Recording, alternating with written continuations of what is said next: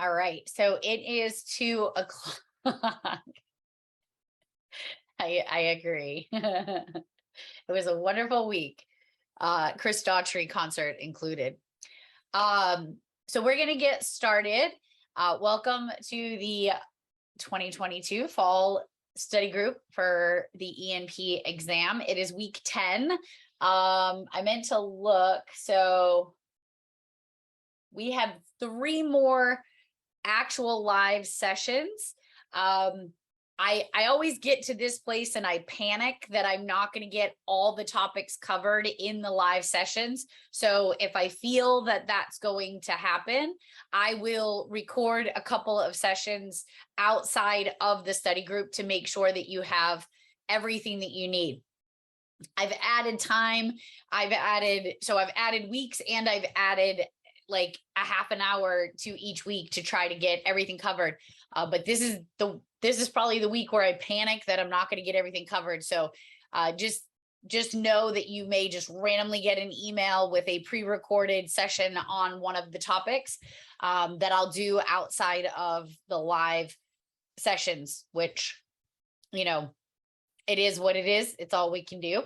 And as of right now, I don't think I'm going to have to cancel next Friday. But if I did, you would get it recorded right around that time, just because of the stuff that's going on with my mom. If she doesn't come home from rehab earlier in the week, it will probably be on Friday after a meeting. So I may have to, I'm at their mercy if they need to have that meeting because I'm traveling next week. So I apologize, but you will always get all of the information that you need before the exam.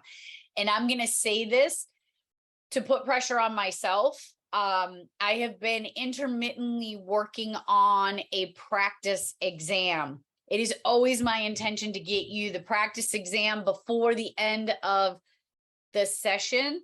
But again, time just moves way too quick, and I have some things that I need to update on there, right? Thank you, Amanda. I appreciate that. My intentions are always good, and I just do what I can do, and that's all I can do, right?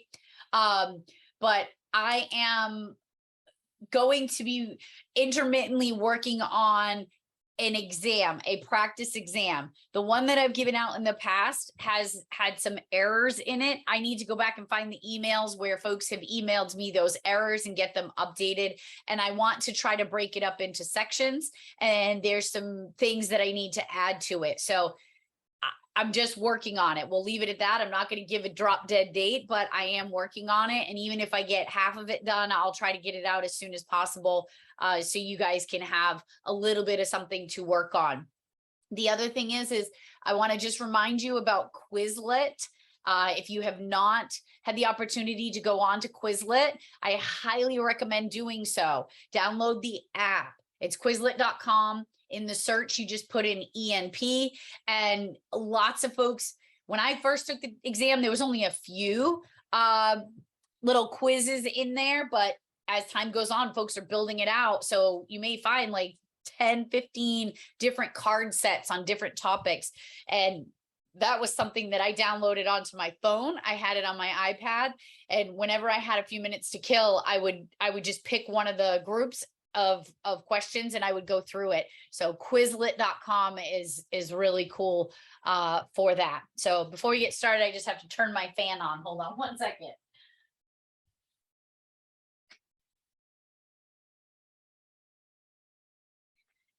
It's getting a little warm in my office with the door closed. So for those that are finding this webinar series or this series on YouTube, just so you know, we are in the live session until September 30th. That will be the last presentation. So if you want to get access to the Google group where all of the materials and the videos and the audio, the PDFs, etc., is listed, you just need to go to the website that you see there, onscenefirst.com/training/study ENP.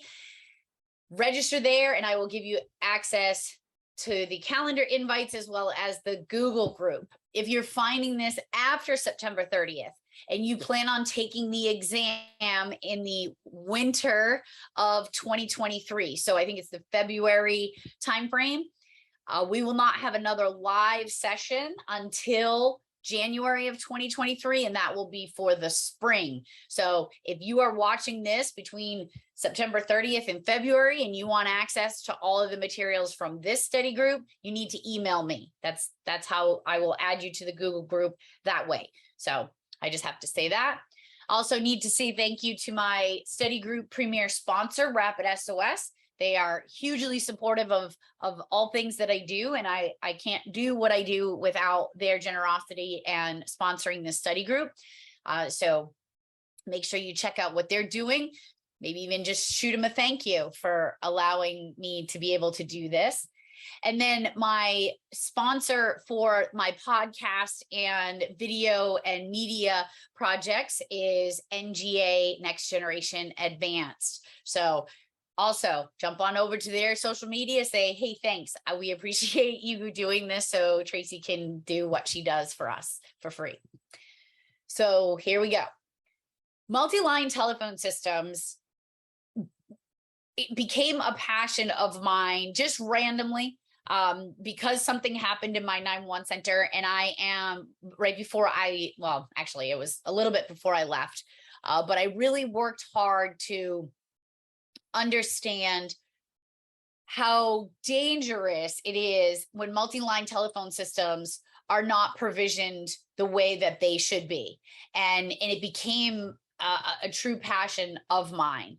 And we will talk more about how I stumbled upon learning about multi-line phone systems, learning about Carey's Law and Ray Baum's Act. Those are the special legislation areas that I held off on last week to talk about this week, because we have to do the section on multi-line phone systems, telephone systems. So we're going to learn about the systems first, then we're going to learn about the laws that go with them. So multi-line telephone systems, MLTS, formerly known as PBX systems. PBX is private branch exchange. So you may still see these as a class of service on your alley screen, but know that most PBXs are moving towards multi-line telephone systems that are voice over internet. And as they update themselves, there's going to be rules and laws that they have to abide by. It is important to know that MLTS systems can create location challenges. Okay, we know this to be true because we deal with them often. When I get a call from a facility in another jurisdiction transferring a call to me, and they're in my jurisdiction, but the call went to another jurisdiction because of their multi-line phone system, that's a problem, and we have to fix that. So generally under an MLTS, there is a central system that provides service to remote systems, but there are some multi-line phone systems that are isolated to one location. And we're going to talk about those different multi-line telephone systems. The lines may be located either on site, a remote location, or hosted in the cloud. And a lot of them are moving towards that cloud hosting today. The big issue is that not all telephone stations have a different phone number. So that means that if somebody calls 911 from a multi-line phone system, it's going to take that main number for the facility, and that's the number that's going to dictate where the call goes. It's going to dictate the callback number, et cetera. And that's where we run into problems, because what is really needed is its own phone number to be able to properly route that particular call to the right PSAP when the 911 call is placed. I will tell you that you need to know what DID is. It has been communicated to me on my little list that you need to know what DID is, direct inward dialing, when it comes to a multi-line phone systems. It's when they do have their own phone number. And when that own phone number is utilized the correct location information should be attached to it. And if you've heard me speak about this before, you've heard me talk about one of the 911 calls that I received that went to Northern 911 in Canada. And that was a call that came from a at-home worker for Ing Insurance Company. She was physically located in Rochester, my jurisdiction. She had a DID, a direct inward dialing number. That meant she had her own number. So if somebody called that number, they would get her direct line. They would be able to speak to her. So it is a multi-line phone system, but she had her own phone number, a DID. But what had happened is that the correct location was not associated with that DID phone number. The Braintree location where the host facility was attached to that phone number. It had to get corrected. And we've already spoke about discrepancy reporting. I've spoken about it multiple times. Once in here, I've shared a webinar with you guys that we did. And in this link for this follow-up, I'm going to send another webinar that's coming up that my girl Shanna is going to be on. I'm going to be making a guest appearance, talking with Fletch about some things that I have to say about it. But you'll hear me talk about those discrepancy forms and the importance of it. So in that particular situation, she had a DID, the direct inward dialing number, but it wasn't provisioned correctly. Okay. So that direct inward dialing number is a telephone service that allows a phone number to ring through directly to a specific phone at a business instead of going to a main menu or a queue and needing to dial an extension. Okay, so there's your example for that. Any number used for emergency service routing must be entered in a PS alley, which is public switch automatic location information database. So PS alley, you're going to see that again. I know I saw it on my exam and a few others have brought it to my attention as well. So public switch alley database. We're going to talk about that in just a minute. There are a few different types of MLTS systems. Number one, a single building at a single location. So we'll use this as a hospital. Okay, so we have a hospital that has a phone system and it is one phone system. Actually, I'm going to go back. Hold on. Because I'm going to use my old phone system as an example. A single building at a single location. So the Rochester Police Department, we put in a multi-line phone system. It was a voice over internet system. I went kicking and screaming, but actually when I put it in, I loved it. But that was a single building at a single location. It was a multi-line phone system that when you called in, you got one phone number and you were able to select which office that you wanted. And when we called out, we had to dial a 9 to get an outside line. But we definitely worked with Adams Communications, our phone provider, to make sure that we didn't have to dial a 9 to dial 911. But single location, single building at a single location. Multiple buildings at a single location is more if you think of, say, a college campus, maybe a hospital facility where you have different buildings on that campus, and then multiple buildings at different locations. And I'll use the example that I'll use in just a little bit when it comes to how I learned about Carey's Law. Is we had a garbage facility called ABC Disposal. Their main facility was in New Bedford, but they also had satellite facilities, one here in Rochester called Zero Waste. There was another one down the Cape, and then there was another one somewhere else. But the problem is they had every single one of their phones at their satellite location was identified as the ABC Disposal at the host facility in New Bedford. And that was a problem that we had to get resolved.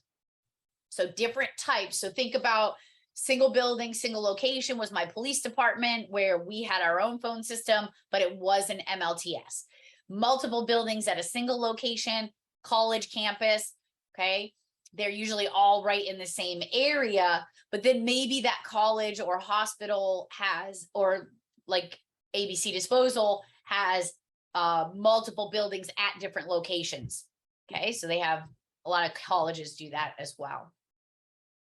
So with MLTS, we have 2 special legislation laws that are listed on your body of knowledge and in your and in the manual, and that's Carey's Law and Ray Baum's Act. And again, I know there's folks on here that haven't heard me speak on this before, and there are folks that have heard me speak on it.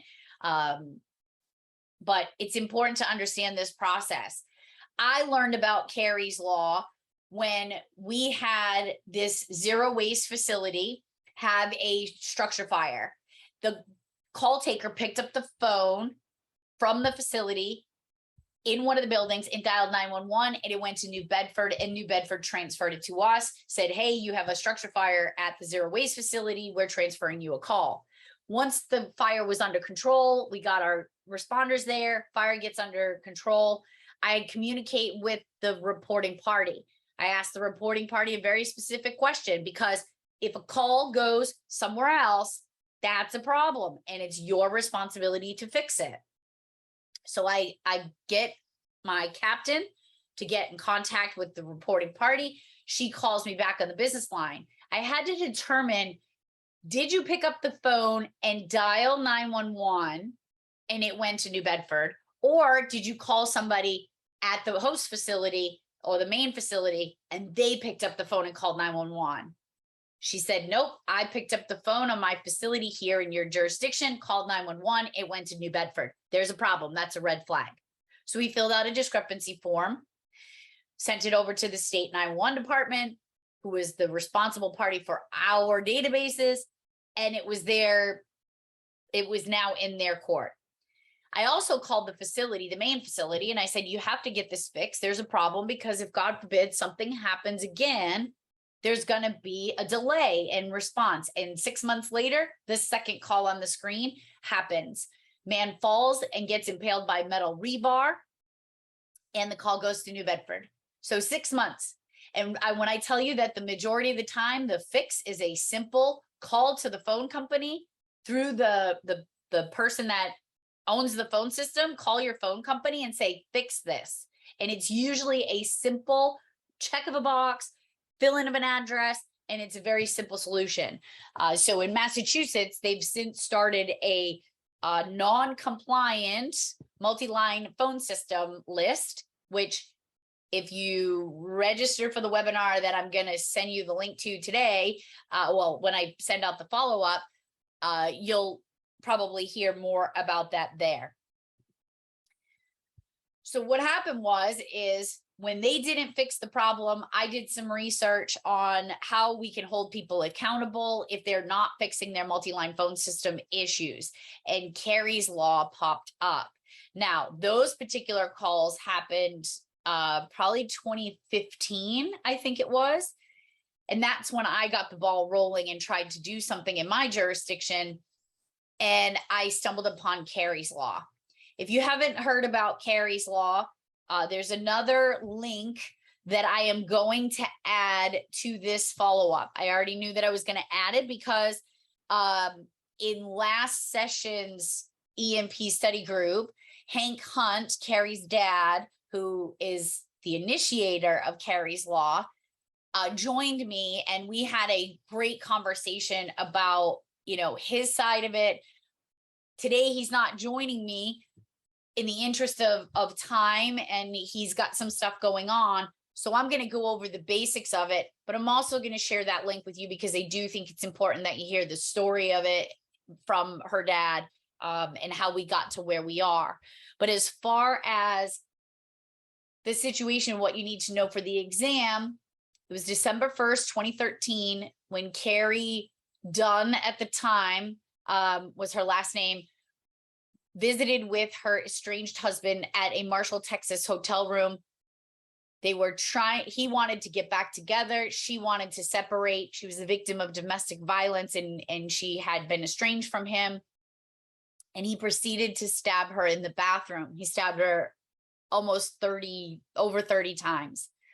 She called out to her daughter, Brianna, in the hotel room to call 911. When Brianna picked up the phone to call 911, she tried 4 times and she wasn't able to get through because Brianna didn't know, as a 9-year-old, that you have to dial a 9 sometimes to get an outside line. When it was determined that she wasn't successful in making those 911 calls, despite trying, her grandfather made a promise to her that he was going to get that changed and get it fixed. And he started at change.org. Change.org, they wanted to get, you know, a couple of thousand signatures to get this law moving on the books. I think it sits at almost 650,000 signatures today. And Carrie's Law was enacted on February 16th, 2018. And the significance of that date is it was the 50th anniversary of the first 911 call that took place. That's actually in the manual. So I share that piece of information because there was no better feeling than hearing from Hank that day in a text message that they were heading over to DC and they were going to get this law signed.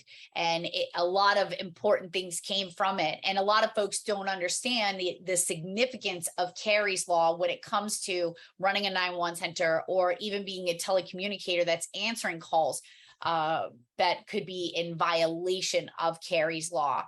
So in simple terms, there are 3 components, 3 very specific components of Carrie's Law. First, no 9 needed. No phone today that has been implemented after 2018 or has had a 50% upgrade. That means if you've upgraded 50% of your phone system, so say you're in the process of updating your phone system, it's in a hotel or a business or whatever, if you're updating it and it's at least 50% of it is being updated, then you qualify as a facility that needs to abide by Carrie's Law, meaning no 9 needed. And as I said, 90%, 99%, I don't even know the percentage, but a wicked lot of percentages, it is a very simple fix.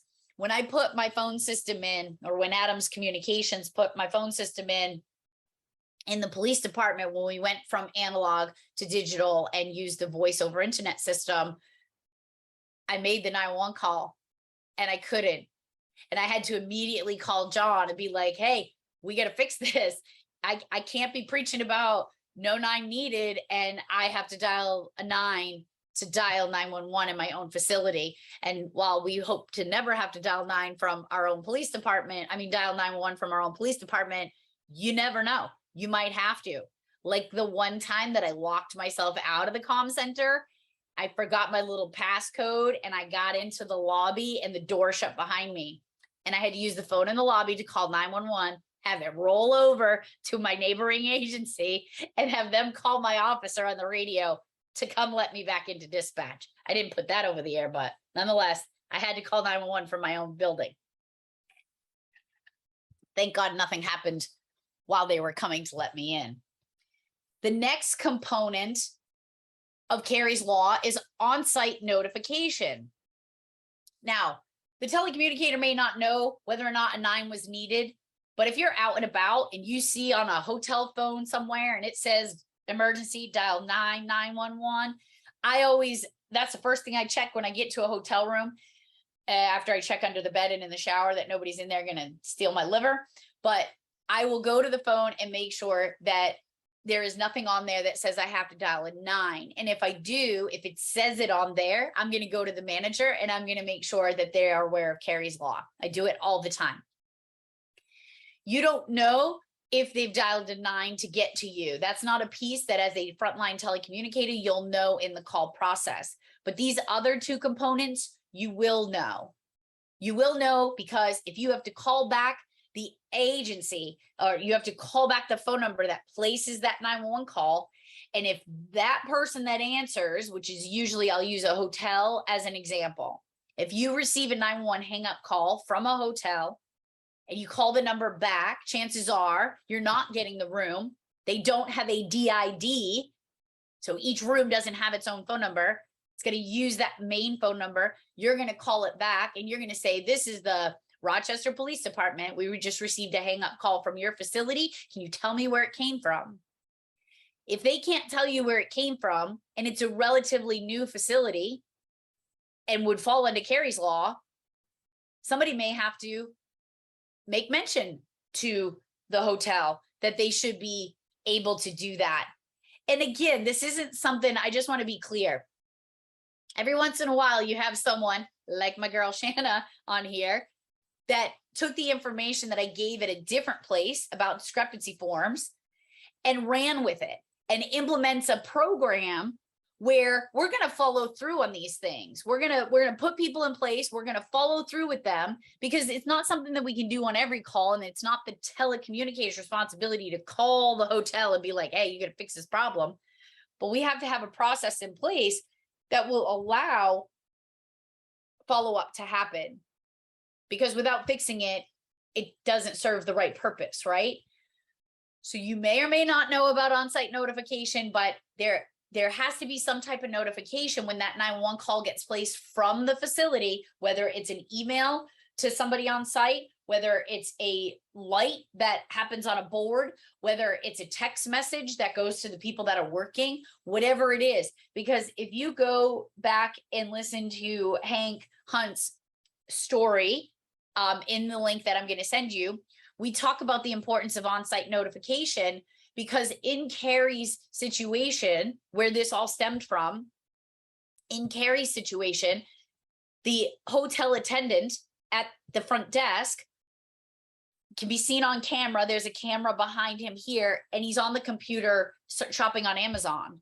And while maybe he could do that and he was allowed to do that, there was a very major situation happening down the hall from where he was, and he had no idea that 911 was attempting to be called. So part of Carrie's law says on-site notification. Then direct routing. The call cannot be intercepted or routed to another place. You would be surprised at how many times facilities, this is going to blow your mind, where a facility will say, oh, we've had some hang-up calls because people have to dial a 9, and then they dial a 1. And then maybe they dial another number, another one, because they didn't remember they dialed the first one, or whatever the reason. 911 gets dialed. So instead of solving the problem by taking the 9 off to dial 911, they route the calls to a call center. Many of those calls are going to the Intrado call center. If you get a multi-line system call, or any call for that matter, from a call center that says we're transferring a call to you, that is a red flag. A discrepancy form needs to be filled out, and you need to find out why that call is going there. It should not be happening. Some of the things that we're identifying with the work that Shanna's doing, and you can hear that some of that on the webinar that's coming up. And we also talk about it in the previous webinar that I've sent to you, that's on my On Scene First website, under training, under webinar with the MLTS stuff, where Baldwin County had identified some situations that need to be resolved. If that call's going somewhere else, it shouldn't be. So those are the 3 components of Carrie's law, as you need to know them. It went into effect on February 17th, 2020. And this is, again, for all new and 50% or higher upgrades. Ray Baum's Act was also piggybacked onto Carrie's law. And I didn't know this. I just thought Ray Baum was somebody who worked very closely with legislation in the FCC and in DC with many components of 911, which he was. But there's also an acronym that's under Ray Baum's Act.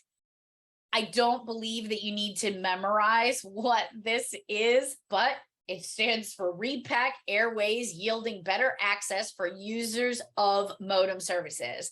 The voice over internet stuff, MLTS examples. Ray Baum's Act emphasizes the importance of making dispatchable location information from all 911 calls available to PSAPs.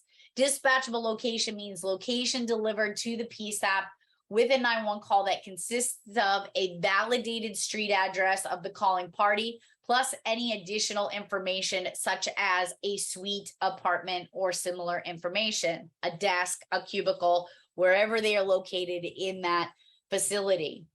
So by definition in the manual, this is what you're going to see there. Dispatchable location is the street address of the calling party and additional information. Additional information as defined as room number, floor number, similar information necessary to adequately identify the location of the calling party. Now, with that said, we've had the questions. Both myself and Fletch get the question all the time. How do we get folks to add the dispatchable location? You're not going to fill out a discrepancy form for every office building that does not have dispatchable location, meaning you have an actual place where you can send them right in that facility. But what you can start doing is educating and training and reaching out to these facilities and saying, look, these are the things that can make our job a lot easier when it comes to handling your 911 calls. First, do a test call. Okay, call us in advance and perform a test call. And then we can work with folks to identify the information that can be added. Most databases, most MSAG, Master Street Address Guides, and ALI, Automatic Location Information databases, have the ability to add some wording. So I'll give you an example. There's an address in our jurisdiction. The number of the street, I'll say 123 Acme Street, okay? That address is 123 Acme Street. The way that their driveway goes is the opening to their driveway is actually between 80 and 100. So it's 123 Acme Street, but to get access to their driveway, they need to go between 80 and 100. So if we didn't put that on the alley information and it's not relayed to responders, they're going to be driving up and down the street trying to find how to get to this address. So most MSAG databases and alley databases are able to add a little bit of information. So why not work with agencies, with facilities, and try to get them to add additional information?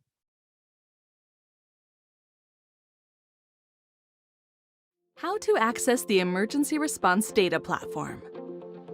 Any public safety agency can access life-saving emergency data through the RapidSOS Emergency Response Data Platform. There are two ways of doing so. RapidSOS Portal is a powerful web-based tool that enables you to manage emergencies and access location and supplemental data for every call in your jurisdiction. Signing up for RapidSOS Portal is easy and only takes a few minutes. In addition to emergency management tools and data, RapidSOS Portal includes a training platform as well as administrative tools to manage user permissions, track usage, and analyze trends in your agency. To learn more and sign up for RapidSOS Portal, please visit rapidsosportal.com. RapidSOS also integrates with every major CAD, CPE, mapping, or other public safety softwares. With an integration, you can receive RapidSOS data through your existing workflow, and you won't need any additional screens, tabs, or windows. To learn more about integrations, visit rapidsos.com/public-safety-partners.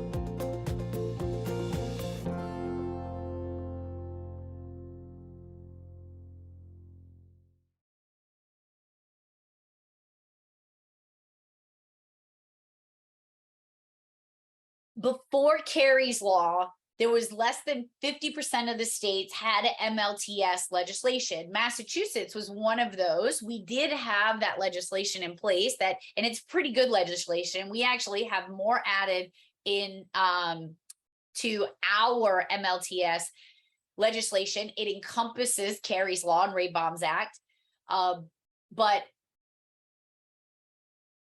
what had happened was in August of 2019, the FCC unanimously voted to consolidate Kerry's law and recommends that dispatchable location be provided by all types of MLTS, including VoIP and cloud-based systems. And that's putting Ray Baum's Act on top of, within Carey's law. So these are the things that you need to know about that.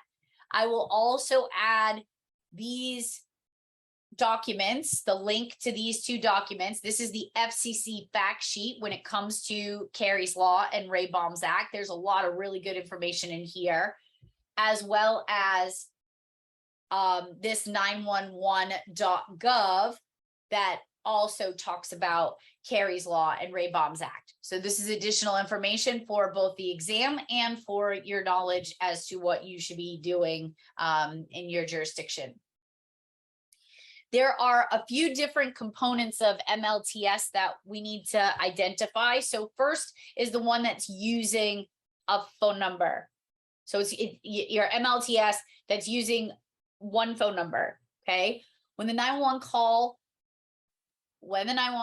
the main phone number of the MLT, when the 911 call is made, the main phone number of the MLTS is provisioned in the database management system, DBMS, for ALI, just like any other business or residential line. So if I place a call from my home phone number, this is just like it would be a multi-line phone system that's using that one number to go in and out, okay?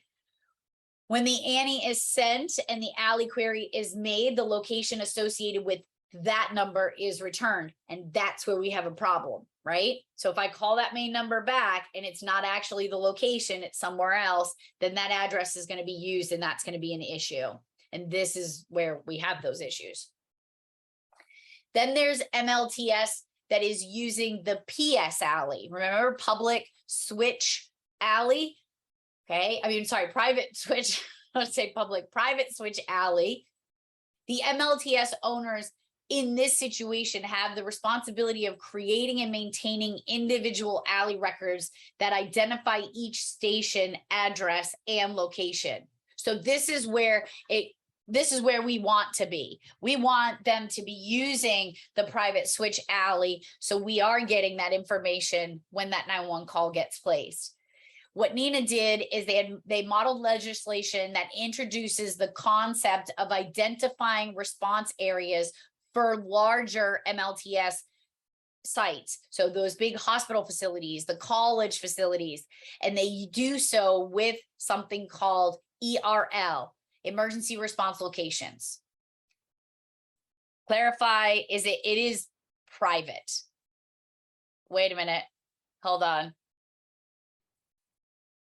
Now you have me questioning myself. Hold on 1 second. Thank you for that clarification, because I think I had it backwards. I just have to grab a book.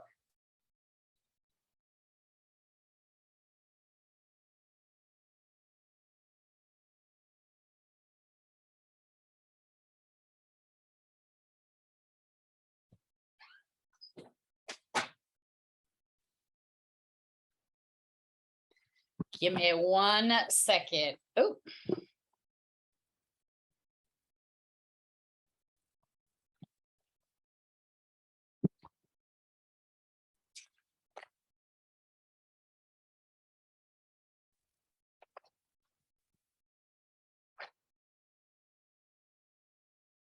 Private.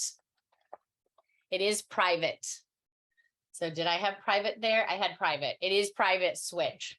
So if I had it public before, PS ALI is private. At the beginning, the slide said public. I think you're right, Amanda. That was my mistake. PS ALI is private.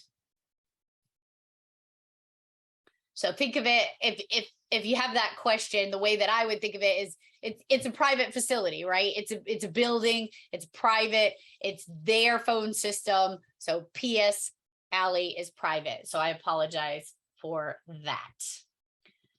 Let me just go back. Yeah, PS ALI is private switch, and I will make sure that I have that changed on the PDF before I send that out to you. Okay. So these emergency response locations within these larger MLTS sites, basically what happens is the ERL records are uploaded into the DBMS, the database management systems, in the form of an emergency location information number. So it's basically assigning a number to be associated with that emergency response location. Okay, so the ERL is the area, the location, the response locations, and the ELIN is the number that's associated with that location within that emergency response location. I hope that makes sense.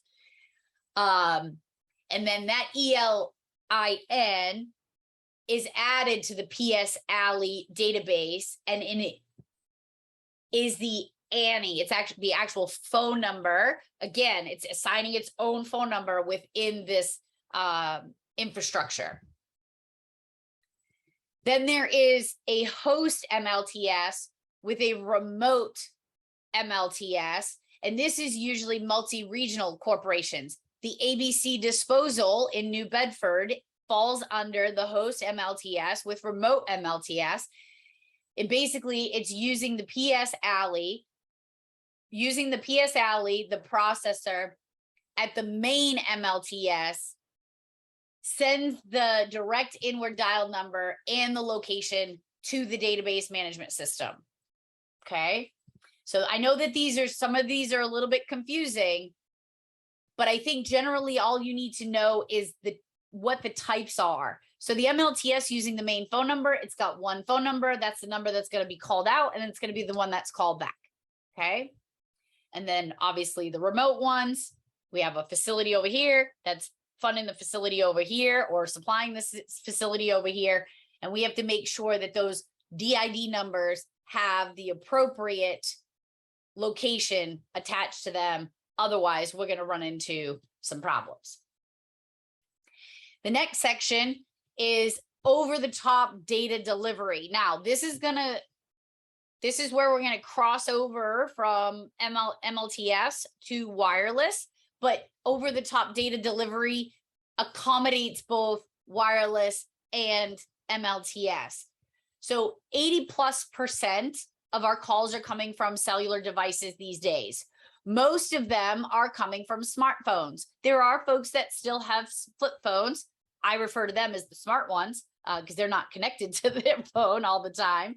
But when you have smartphones that are delivering calls, there's additional data and information that can be associated with those calls. So what happened was the need for first a location information server, a list, and an additional data repository, an ADR, needed to happen.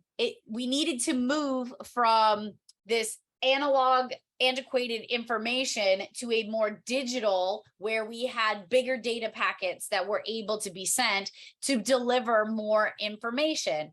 And so many of you know, I was with Rapid SOS, and this was one of the things that we worked with. Rapid SOS had its own location information server and additional data repository that followed the NINA, ADR, and LIS architecture. So NINA puts a lot of standards in place that said, hey, if you're going to do this, you should be doing it this way. So everybody's doing it the same way and not inconsistently.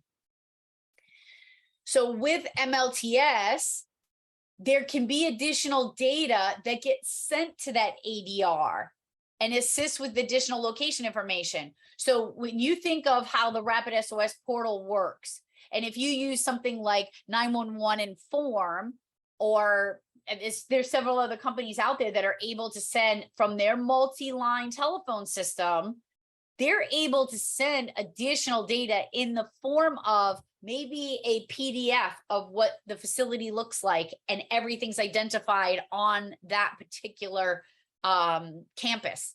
Okay, so over-the-top data delivery is coming in from wireless devices, and it's also coming in from MLTSs, but it is NINA that stood up the first standard on the ADR architecture that was necessary for this stuff to take place. All right. Now moving on to wireless.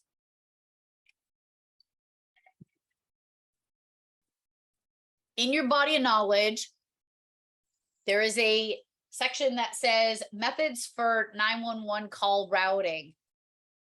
I'm just going to go through these real quick, but then we're going to go through them a little bit more in depth. This was a larger little graph thing that I identified, but I just made it smaller. I put all the pieces on different slides so you could actually see them. And you can go through these on your own when I send you the PDF. But just knowing which are there's 5 specific methods for routing the 911 call. First, basic 911. Okay, that was way back in 1968. That was just the basics. Then we had enhanced 911, which we talked about in a previous section, and you can see the stuff that's listed there as well. I'm not going to go through every single one of them. We did cover some of these things in a previous one, and we're going to cover them more in depth, like the next gen 911. We're going to cover that more in depth in the next couple of weeks.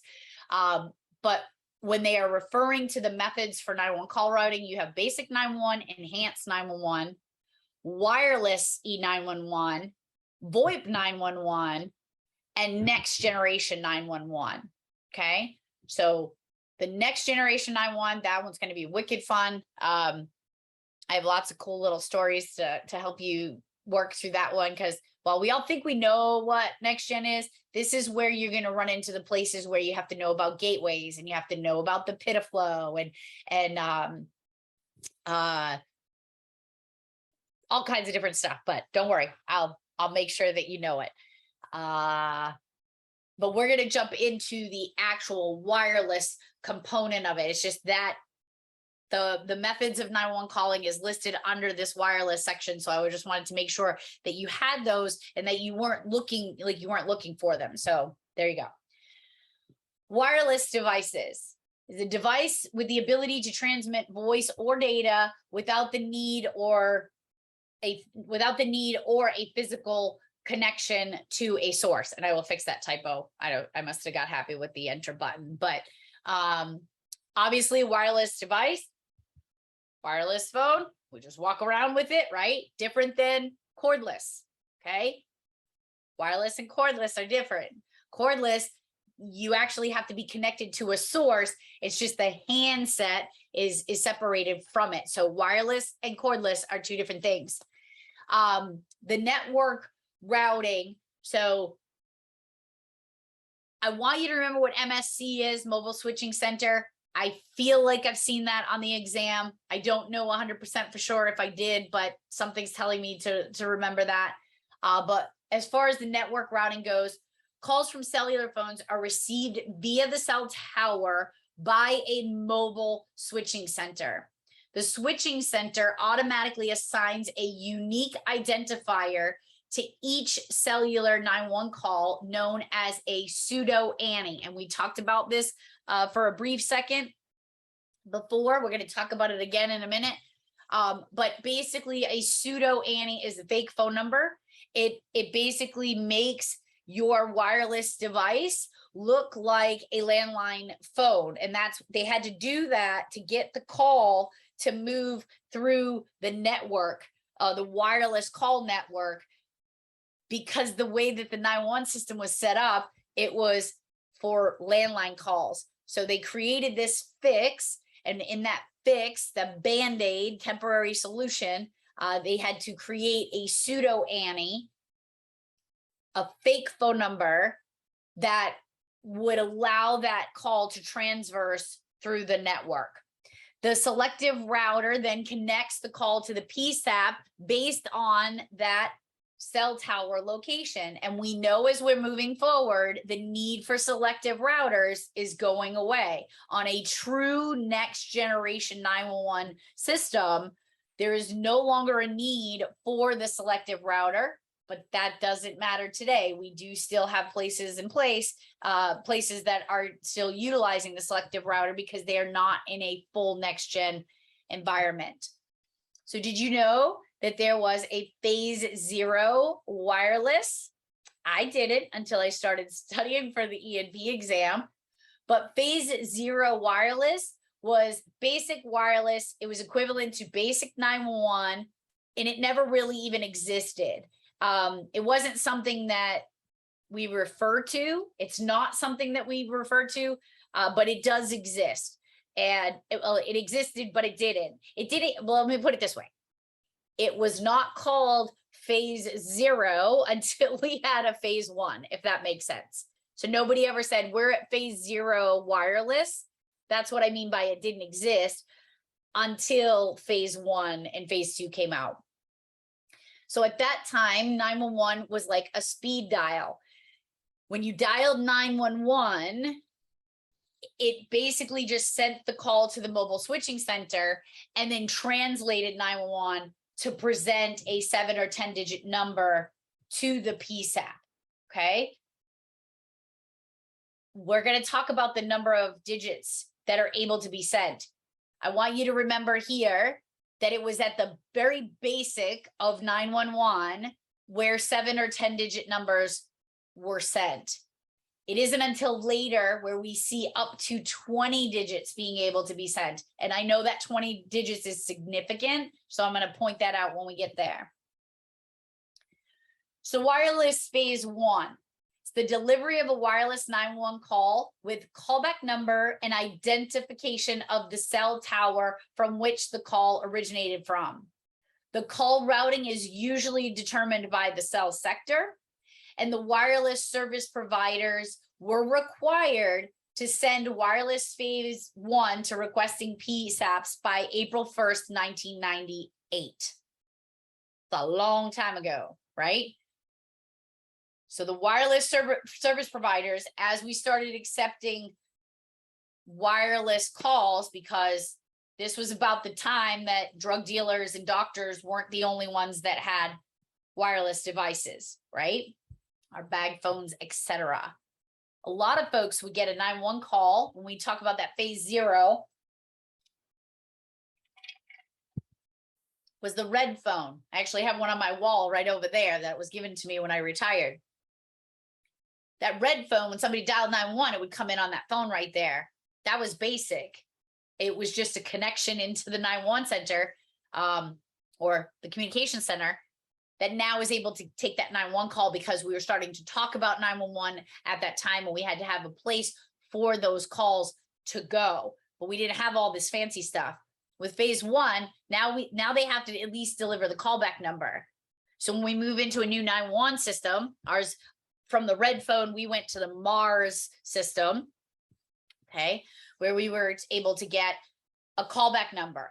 A lot of our calls around that time were phase 1 wireless calls. And then with phase 1 comes a few things.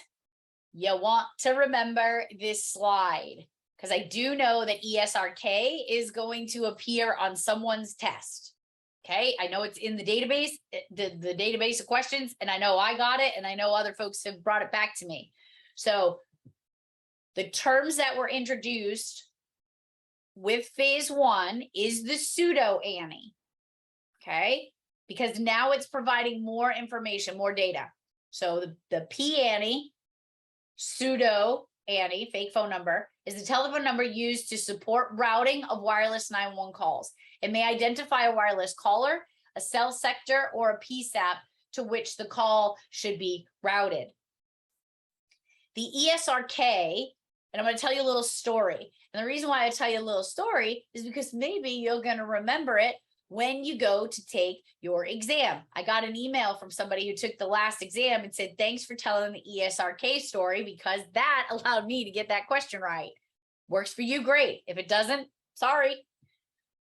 I was working with an agency and there was a lawsuit, and the attorney wanted to request all of the raw data that went with the 911 call. So what time exactly down to the millisecond, how long was that call connected, etc. This information. This was key information to the lawsuit. The reason why I'm stressing it's key information to the lawsuit is because I want you to remember ESRK, Emergency Service Routing Key. It was key to the lawsuit, okay? It is a 10-digit North American numbering plan number that uniquely identifies a wireless emergency call. It is used to route the call through the network, and it's used to receive the associated alley data. It is the call. It is the call that transverses through the system. What happened is the attorney had sent a letter to the service provider and said, I would like all of the information associated with this phone number. Unfortunately, because of the way that the call transverses through the network, there are a couple other places and a couple other things that get assigned. One of those being an emergency service routing key. And this was key to the lawsuit. They needed the information on the call itself. Okay. When they sent that subpoena, the request, the service provider sent back an email saying that they cannot provide it based on the phone number, that they need the ESRK. So the emergency service routing key. And where do we get that information? In the raw alley data. So if you go into your phone systems where all of the raw alley data is, there is going to be an ESRK, and that ESRK is what identifies the call for that how that call transversed through the system. The ESRK, key to the lawsuit, it was all about the call. So take that for what it's worth. You may remember the story. I hope it helps. The emergency service routing digits may get confused. If that's one of your choices in, say, a multiple choice, don't confuse it with the call. The ESRD is the 10-digit North American numbering plan number that uniquely identifies a base station, a cell site or sector that is used to route the emergency call through the network. The ESRD may be used by the PSAP to receive all of the associate data. So the definitions are very close. They both play a very significant role in routing of the 911 call. But the call information is attached to the key. The digits, the emergency service routing digits, I want you to think of it as a serial number, digits, that's associated with the cell tower. It's a specific number that's associated with the cell tower or the sector that delivered that call. Hopefully that helps. Wireless phase 1 continued. The FCC mandate requires that PANI and callback number can be delivered to the PSAP. At the time, phase 1, the CAMA trunks only allowed for 7 or 8 digits. So a query for the callback number is necessary. Later, the standards allowed for up to 20 digits to be delivered. So if you have a question about how many digits, I want you to remember that in the basics, in the beginning, it was only 7 or 8 digits that were allowed. Then it moved to 10, and then ultimately up to 20 digits to be delivered. You will see something about 20 digits, I'm pretty sure. Then phase 2 comes along. Phase 2 is the delivery of the wireless 911 call with phase 1 requirements plus location and selective routing based upon those location coordinates. As I said before, when we talked about selective routing, way back in the beginning, selective routing is what made the difference between phase 1 and phase 2, is the selective routing of where that call is going to go. We are going to talk more about non-call path associated signaling probably next week in a different section. Most common method of delivery for phase 2 is non-call path associated signaling. Okay. It didn't need to be upgraded, but I want to explain this more in depth, and I have a way to do that. It just doesn't make sense here. It's going to make more sense in another section. So just know that it's here, and then we're going to go into that more in the next one. Okay. Phase 2, the upgrade was made to all alley databases to provide more available data. So when you get a phase 2 wireless call, you're now getting the location of the device. You still get the callback number, okay? And selective routing was key there. I'm going to jump over that slide because I want to be able to go. I'm going to cover that more in the next section. As far as the location determination goes, information provided from the device, usually utilizing information from several mobile switching centers to determine the location. Up until recently, we had our phase 1 wireless, which was based on the tower. Phase 2 is now going to be based on a couple other different factors, but now we're looking at device-based location, which is super cool. Our carriers are using something called, Apple is using HELO, hybridized emergency location, which was provided after iOS 12. We're at like iOS 15 or something now. And I remember when iOS 12 came out, that was the capability that allowed us to get the location at Rapid SOS from the device and send that to the dispatch centers. Android uses something called ELS, Emergency Location Services.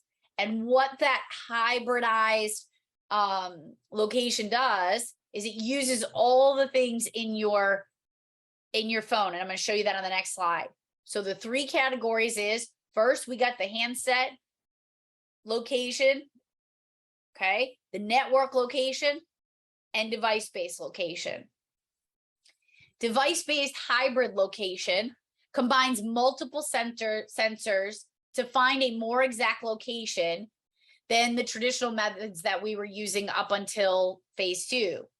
They use GPS, they use Wi-Fi, they use Bluetooth beacons, they use barometric pressure and accelerometers and barometers and compasses.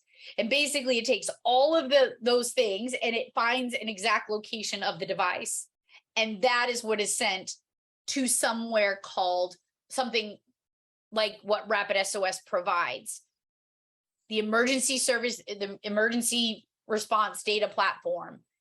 All of those location services get turned on at the time of the 911 call. In fact, it can actually recognize it right before. So if I picked up my wireless device and I dialed a 9 and then a 1, the phone's already anticipating that I'm going to dial 911. So it starts waking up the location services. It starts saying, hey, let's get an updated location.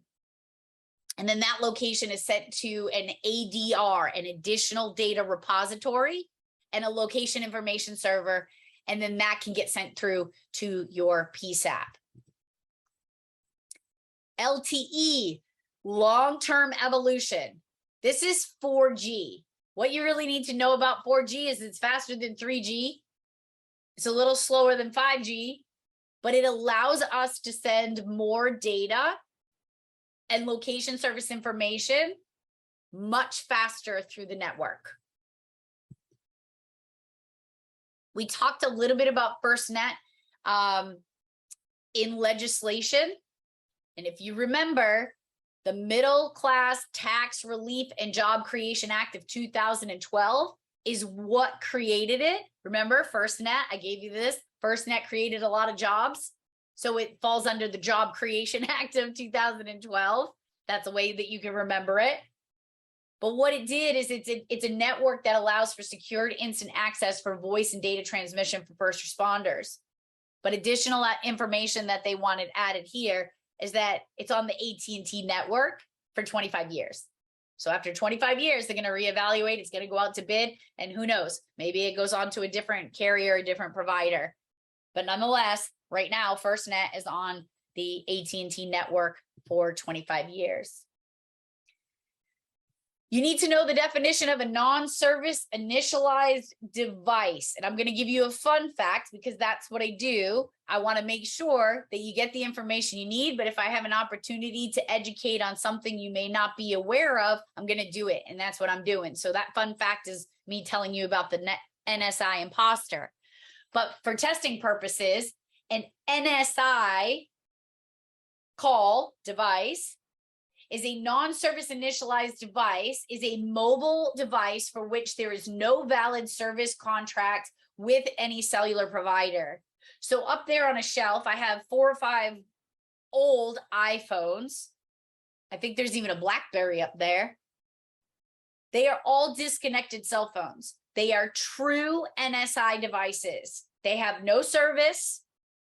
If I did turn some of them on and connected to Wi-Fi, I could use them as a Wi-Fi enabled device.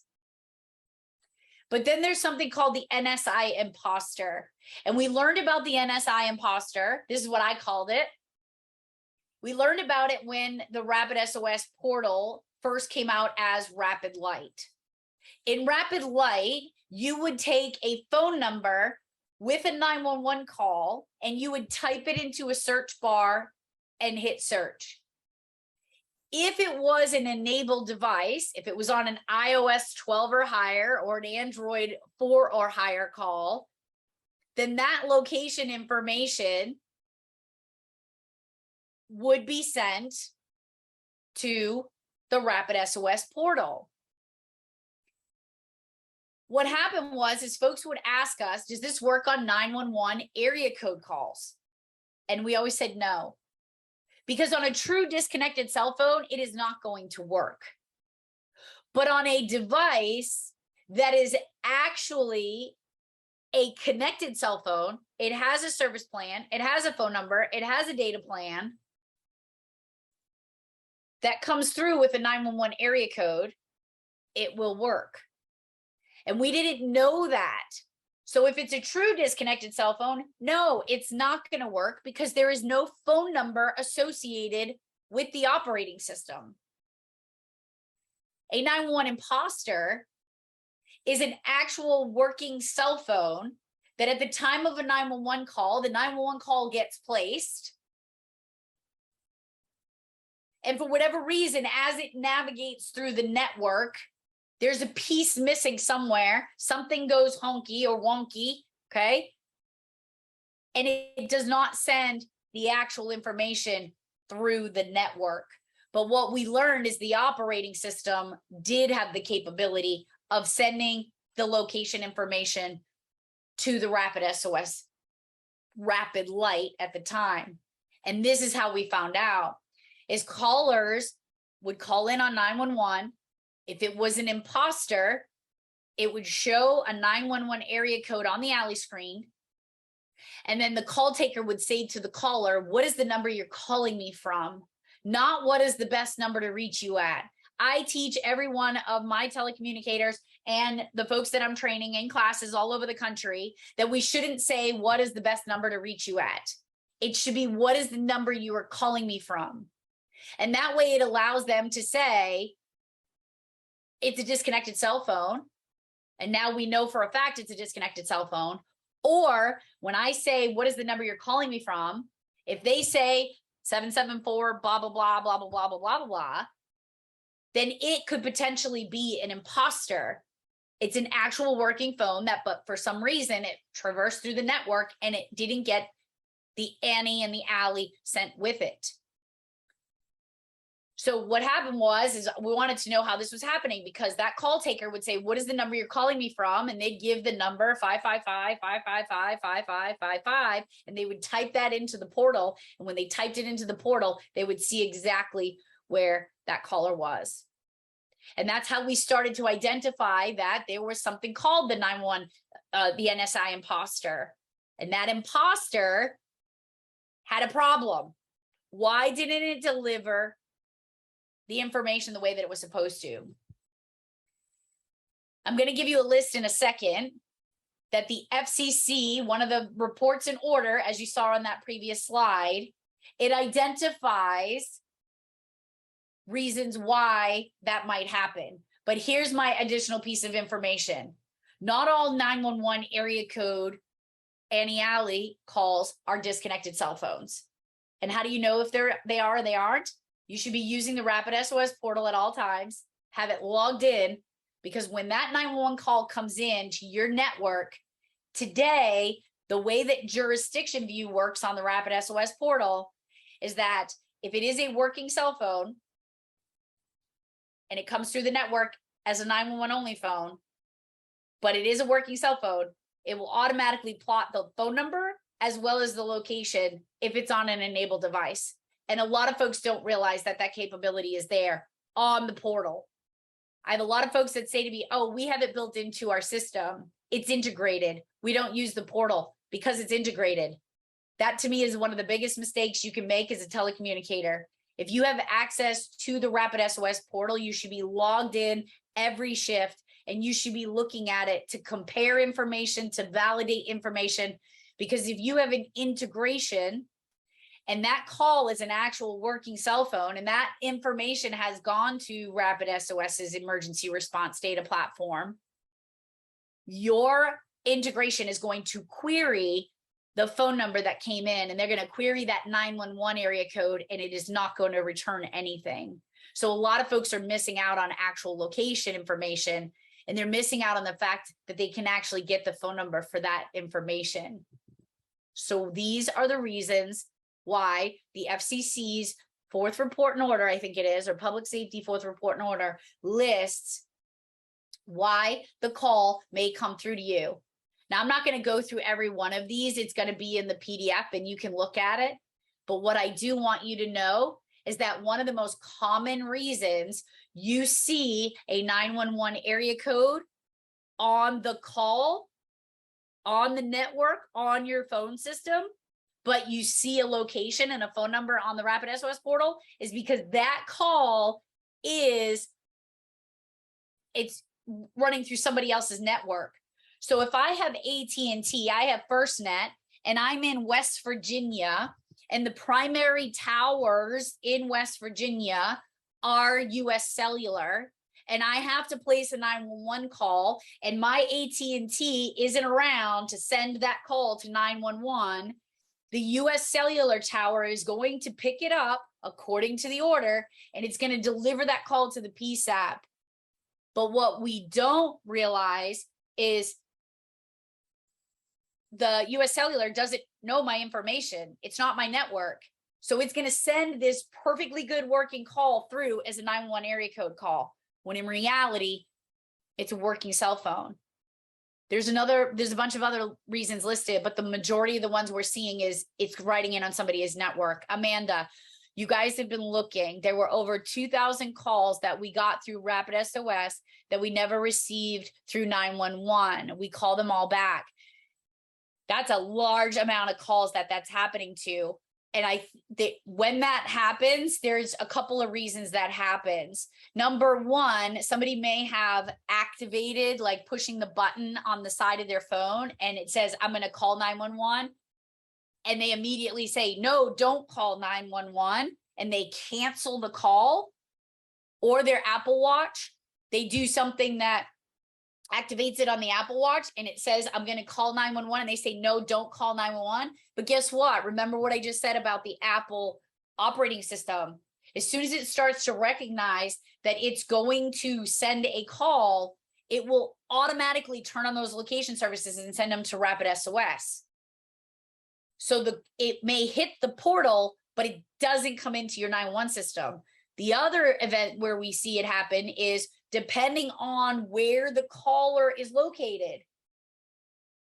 They may place the call within your jurisdiction, but it might have hit your neighbor's house tower. It might have hit the tower in the neighboring jurisdiction. So the call gets routed to your neighbor's house, when in reality, the person's physically located in your yard when the call gets placed, but the call goes to another agency. So most are not emergencies, but some are. And that's why you call it. Absolutely, you call them back. But a lot of folks miss this piece of it. So that was just some, I would love to talk to you more about that. If you could shoot me an email, Amanda, I would definitely love to talk to you more about that for one of my classes, because it really is an important piece of stuff. So I want to leave you with this. Every link that is in this week's session, I'm going to add into the update. This was an article that I wrote for Rapid SOS, 3 years ago, maybe. on how to handle and locate non-service initialized calls. A lot of folks don't realize that just because there's a 911 area code doesn't mean that it's a disconnected cell phone. We're missing this opportunity a lot, right? Because we just assume that because nobody told us any different. There was a 911 area code and it's a disconnected cell phone, and that is not the case. The lie detector determined that is a lie. There are calls that are coming through, and we know this because of that tool, the Rapid SOS portal. So if you don't have it, you need to get it. And if you have it and you're not logging in and using it, please do yourself a favor and use it, because the other place that is proving to be beneficial, and I think I referred to it already. If not, I will. See, I get my study groups confused. So if I didn't, I will. We talk about no record found calls. So when a no record found call comes in, so I answer 911 and I'm looking at an alley and it says no record found, there's a problem with the network, but the operating system may have sent that data to the Rapid SOS emergency response platform, and it may be sitting on that portal. So don't be that telecommunicator that gets called to the carpet. You have the tool, you're not logged in, you couldn't get the information here because it got screwed up in the system somewhere. We got to figure out why. If it shows no record found, but you actually had that data and information, and I share that in the webinar that's on my website with screenshots of 2 no record founds on a Zetron call taking in Kentucky. And on the Rapid SOS portal, they had all the information and they were both moving targets with breadcrumbs. And those folks were saved and the party was located because they were signed into the portal when their system failed them. It's technology, right? Rapid SOS was a lifesaver when the national bombing, absolutely, when the bombing happened and the systems were shut down, the 911 system goes down, folks are still calling 911. So just because, and that reiterates, Amanda, thank you for sharing that, it reiterates that the call going through the network may not get to where it's supposed to go, okay? But having that extra tool in the toolbox, and I'm going to tell you something, I don't just talk about this the way that I do because they sponsor me and because I help build that system. I talk about it because it is an amazing piece of technology that a lot of folks are missing out on because they don't want to log into another screen or they don't know the value of what that portal can bring. So please, if you have it, use it. If you don't have it, reach out to me and I will get you in touch with your EEM and we'll get it in your 911 center because it is a hugely useful tool. So I think that's it. So we're done with today. I will send you an email with all of the links that were in here so you can just click on them. It'll be sometime over the weekend or by Monday the latest. That's my goal anyway. It's always my goal, but definitely reach out if you have any questions. If you have any examples, if you have any screenshots for any of the things that we talked about today, please share them with me. I always love hearing of these success stories. And Amanda, I definitely want to talk to you much more on that particular topic. So with that, heroes, stay safe, stay strong, and stay here. We need you. I will talk to you all next week.